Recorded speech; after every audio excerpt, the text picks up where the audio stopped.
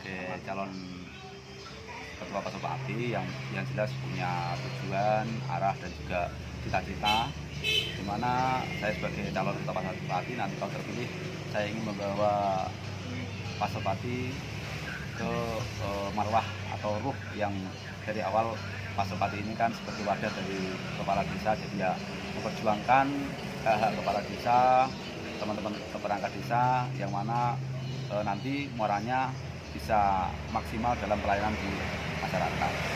Pak, ini kan banyak ada 5 pesaing Pak yang akan bersaing untuk melakukan kursi Pasopati.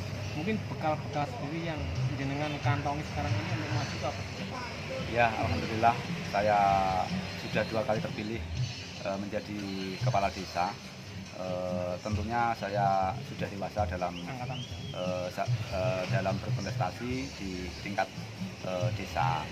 Saya kebetulan terpilih tahun 2013 dan kemarin tahun 2018 dilantik tahun 2019. Maka ini punya pengalaman yang luar biasa. Sudah 8 tahun saya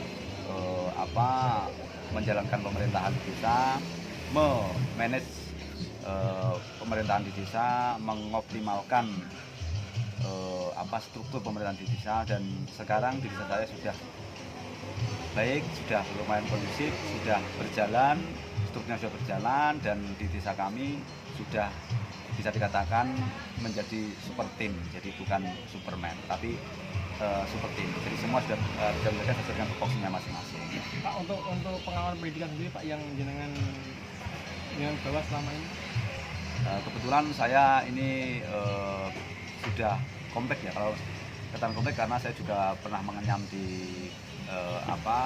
di pendidikan agama. Saya pernah di pesantren, tepatnya di JPRU Wiyangan Trangkil, dan saya juga mengenyam pendidikan umum dalam strata 1 dan strata 2 kebetulan di bidang hukum. Jadi saya telah menyelesaikan strata 2 atau magister hukum di Universitas Bunda Kudus. Pak, anaknya berapa? Anak saya 3 Mas, jadi alhamdulillah diberi anugerah Allah, saya sudah punya anak 3, luar biasa. Istrinya namanya siapa? Istri saya namanya Alimah. Alimah. Bapak kelahiran tahun berapa? Saya kalau dilihat sangat muda Mas, tapi sebenarnya itu saya sudah tua karena saya kelahiran tahun 1982, asli Pati. Pati. Pak, mungkin ada strategi khusus Pak yang selama ini akan jenengan gunakan untuk memperburuk kursi Pasopati Pak? Di mana Mas? Mungkin ada strategi khusus untuk memperburuk kursi Pasopati ini Pak? Strategi khusus saya enggak, Mas, tapi yang jelas kita konsolidasi lah, kita pendekatan kepada teman-teman kepala desa, karena sesuai dengan tatib saat ini kan one man one vote atau satu kepala desa satu suara.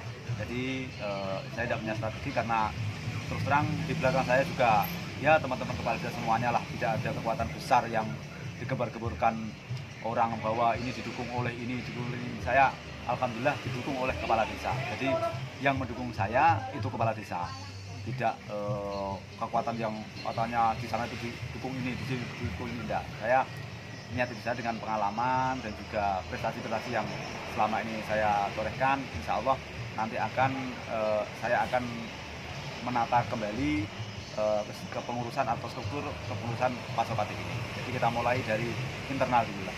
Pak, dari hasil koordinasi dengan jumlah kepala desa atau konsultasi kepala desa, itu kan banyak masukan yang belum atau aspirasi yang belum tersampaikan ke mungkin dari pemerintah daerah. Itu nanti langkah yang akan kita lakukan apa? Ya, namanya pemerintah daerah itu kan juga diatur oleh peraturan. Kalau di bawah itu kan ada yang namanya perda dan pergub. Jadi kalau saya terpilih di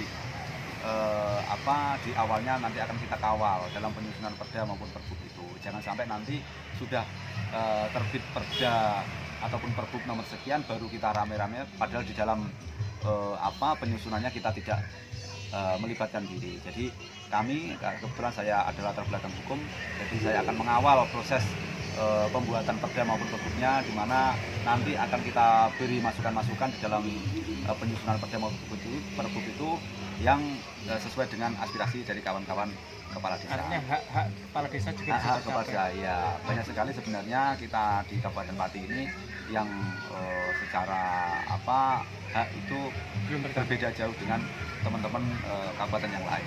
Ini yang nanti akan kita komunikasikan dengan pemerintah daerah, dan ini mungkin di legislatifnya ada DPRD ataupun di eksekutifnya ada Pak Bupati dan juga jajarannya. Pak, dulu S1, S2-nya ngambil di mana, Pak? Saya kebetulan satu alma mater, satu universitas, yaitu di Universitas Mulia Kudus UMK. Dan Pak, di S2-nya situ, Pak ya? S2-nya juga di situ. Kebetulan ini saya baru mendaftar di dokternya ini di Unisula. Bukan, ya? Pak, pengalaman apa lagi, Pak, yang pernah jenengan lakukan selama menjabat sebagai kepala desa itu? Kebetulan saya itu sebagai ketua DPW Gema PS ya, Gema PS itu Gerakan Masyarakat Perhutanan Sosial, di mana saya telah berhasil pendampingan terhadap pengajuan izin IPHBS atau izin pemanfaatan hutan perhutanan sosial. Kebetulan di desa saya itu di dekat hutan, jadi kita sudah berhasil mendapatkan izin seluas 1.300 hektar. Ini luar biasa anugerah yang tidak pernah saya pikirkan sebelumnya. Ini luar biasa. Ini mengantarkan saya diundang ke istana Presiden, ketemu langsung dengan Pak Presiden 3 kali. Jadi saya sudah 3 kali berturut-turut diundang ke istana, dan malah terakhir saya mendapatkan apresiasi dari Pak Presiden itu saya malah dikasih sepeda. Ini luar biasa. Dan Pak Jokowi menjanjikan setiap 6 bulan sekali kita akan ketemu lewat Bu Menteri LHK Gusti Nurbaya atau Pak Teten Mas Duki. Kebetulan hubungan kita dengan beliau itu sangat dekat sekali. Pak, dengan pembebasan lahan dengan 1.000 lebih hektar ya, itu rencana akan Dipakai untuk, yang jelas tujuannya adalah untuk masyarakat makmur, hutannya subur. untuk pengembangan masyarakat. Nah, jadi konsepnya nanti hutannya hijau, subur, masyarakat juga makmur. Ini kita baru kembangkan konsep penanaman buah-buahan.